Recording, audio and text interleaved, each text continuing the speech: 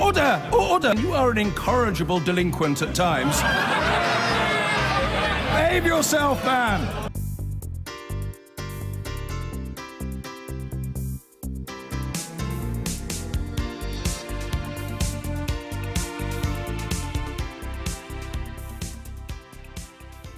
Now, obviously, with the Brexit countdown clock ticking down, fragility in Northern Ireland, the government in flux, so much at stake, let's not be surprised that some of the big names of the past have come out to offer a view on what the country should do now.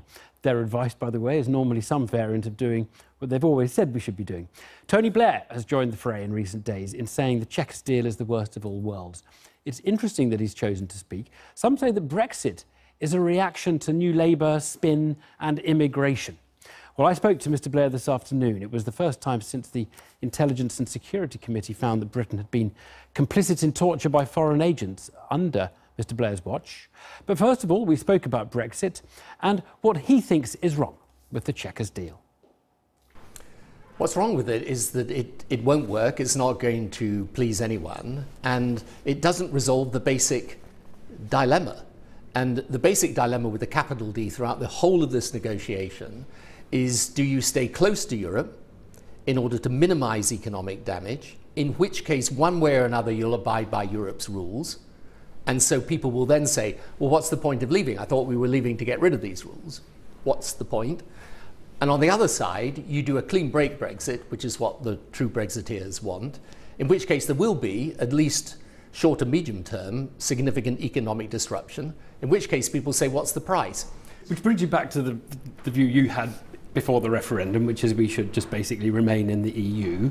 You want to say, you'd happily see another referendum in which we can put different options on the table. I don't see another way out. I mean, the other two alternatives are crashing out without a deal, which is obviously a disaster, or a general election, which the Conservatives, unless they have literally become certifiable as a political party, which is always possible, will never grant, because they'll know that this would be a disastrous thing to do. But people have talked of kind of anger in the streets if we go down that route. I mean, I agree if Parliament simply decided, or the cabinet turned up one day and said we're cancelling Brexit, you would get a real anger.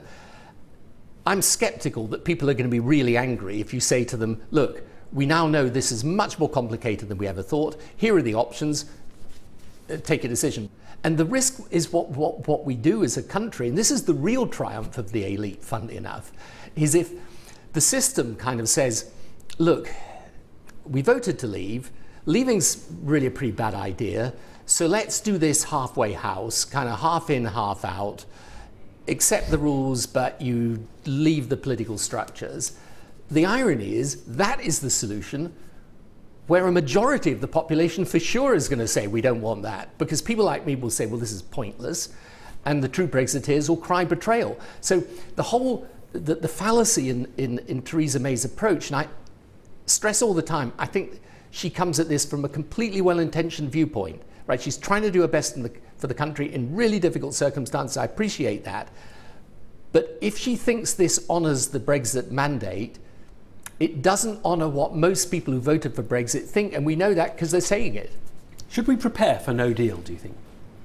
Oh, you've got to prepare for it, but it would be a crazy thing to do, and there's no need to do it. There's another dimension, by the way, which I think and hope will increasingly intrude upon this debate, which is Europe itself knows it's got a problem. It's got a problem specifically on immigration.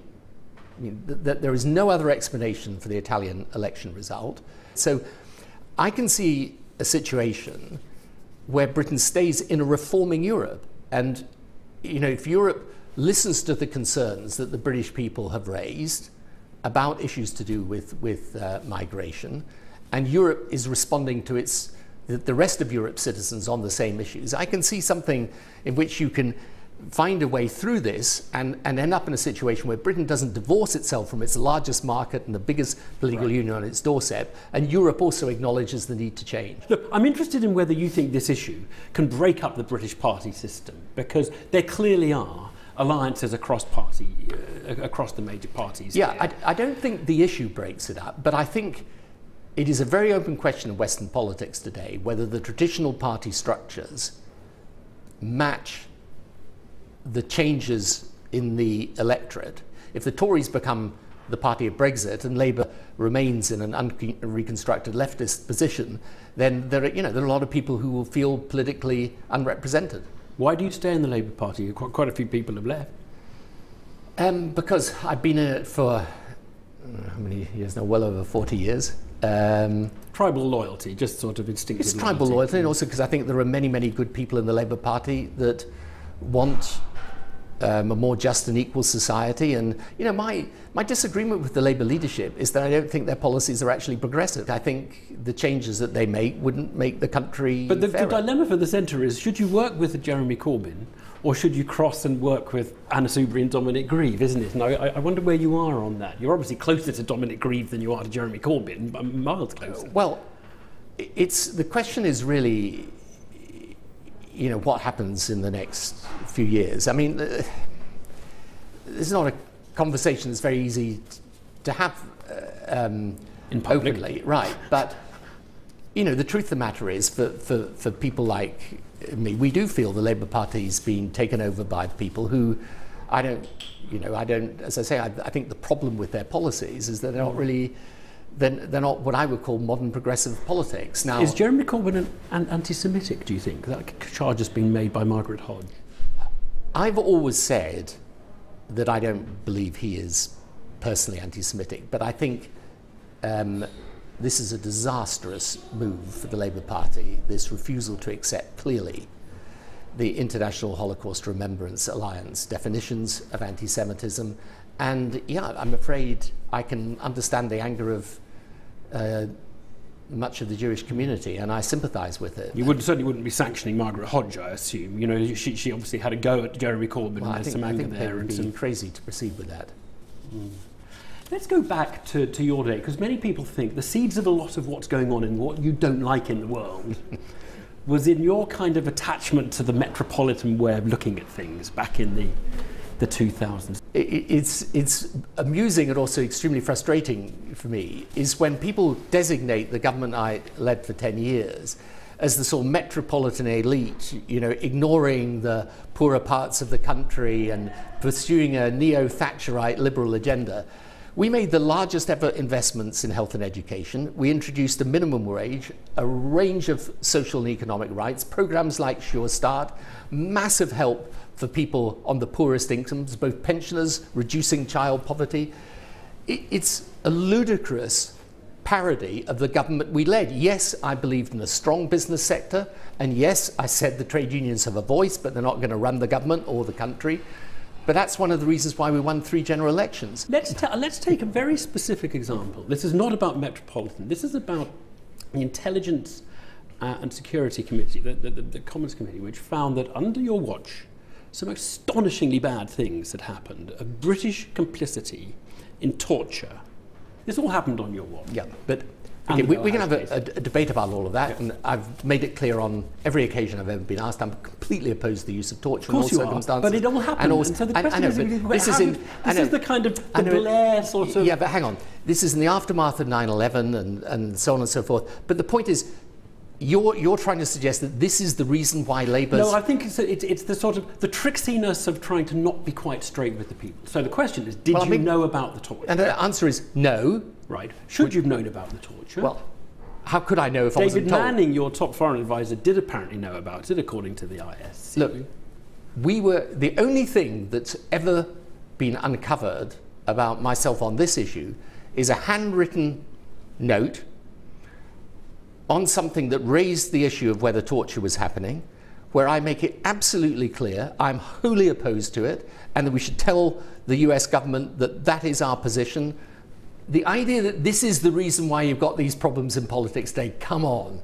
I mean, this isn't the reason you've got the problems in politics today. The reason you've got the problem in politics today is you've got people from the left and the right, and we should really watch this, who want to blow up the existing political system. Well, there's an element of sort of hypocrisy in the centrists' critique of populism, which is they had their lies, the centrists, you and Alistair Campbell and all, they had their lies, and now they criticise others. No, so we don't have our lies. No, this is where the attempt and this is part of the problem that you have in politics today, is creating this thesis of betrayal and grievance around the fact that all politicians are frauds and liars and cheats. Where does it end up? It ends up with Donald Trump. That's where it ends up when you give that message to people again and again and again. This is what the right-wing people want you to believe, because that is the way they get to try and blow the system up in order to take countries in a direction that is wholly contrary to what in a rational world those countries would want. And unfortunately, you've got people on the left who want to do the same thing. And that's why, interestingly, you find people on the left today in this country and elsewhere in Europe, people on the right who both are kind of pretty warm towards Vladimir Putin. How crazy is it for any progressive to end up in that situation? So I tell you, we've got some tough thinking to do. But the start of this is precisely the thesis that you just put to me. Oh, yeah, well, you're all lying. You've got your lies. They've got their lies. No, isn't true. Isn't right. And politics is going to stay gripped by this populism until we shake ourselves out of this and get back to fashioning an agenda for the future that can reignite optimism and show people that the world has got a way through to the future that is just and fair. Tony Blair, thank you very much. Thank you. That was recorded this afternoon.